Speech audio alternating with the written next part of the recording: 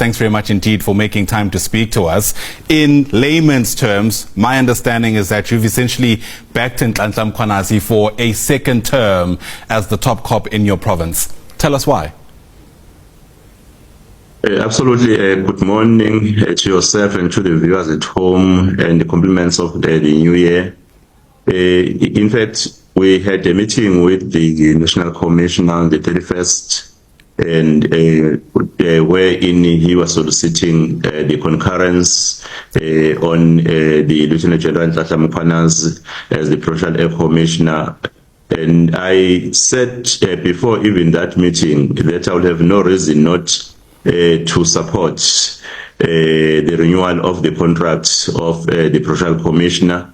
For the work that you see in the province, the stability and the way police are working as a team to fight crime in the province. When you look at the stats, crime stats, which are showing decline, which is an indication that much good work is being done. Even general members of the public, I think they are on my side that he is doing quite very well with his team, and we require a kind of a police of integrity to really assist us in fighting crime in this province, because when we're able to fight crime and the stability in the province, even the investors, they're able to come in the province, new job opportunities are being realized. As you know that during the investment conference last year, we secured more than 100 billion of investment,